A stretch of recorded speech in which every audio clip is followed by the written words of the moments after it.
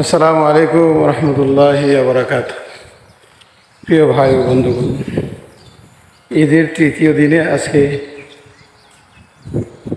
আপনারা কেমন আছেন? আশা করি সকলেই ভালো আছেন।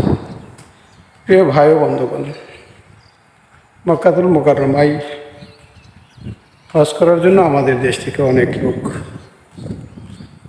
সেখানে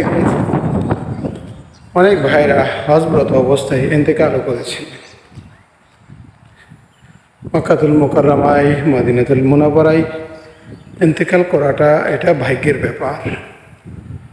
আল্লাহ তাআলা যার নসিবে রাখছে সেখানে তার ইন্তেকাল হয়। এটা একটা অনেক বড় ফজিলতের কাজ।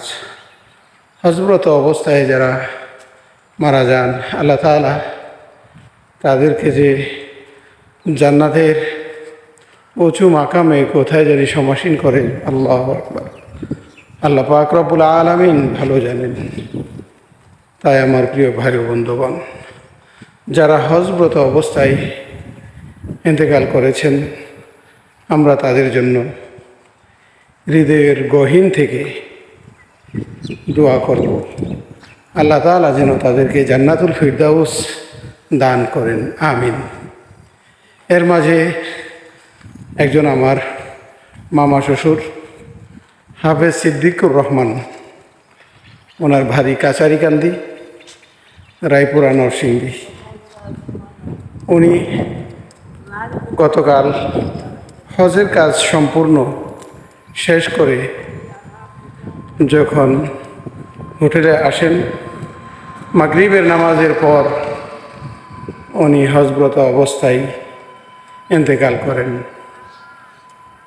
শুধু বিদায়ী তাওয়াফ বাকি ছিল, বাকি সমস্ত কাজ উনি সম্পন্ন করে তারপর মক্কাতুল মুকাররমায় ইন্তেকাল করিয়াছেন। ইন্না লিল্লাহি ওয়া ইন্না ইলাইহি রাজিউন।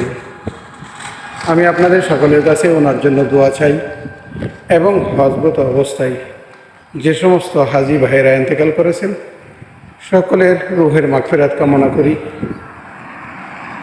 এবং যারা হজে যাচ্ছেন, আল্লাহ পাকের মহান হুকুম পালন করতেছেন, সমস্ত হাজিদের জন্য দোয়া করি। আল্লাহ পাক রব্বুল আলামিন তাদের সকলকে কবুল মঞ্জুর করুন। পাশাপাশি যিনি আমার মামা শ্বশুর হাফেজ সিদ্দিকুর রহমান, ওনার জন্য খাস করে দোয়া করি। উনি মক্কাতুল মুকাররমায় ইন্তেকাল করিয়াছেন।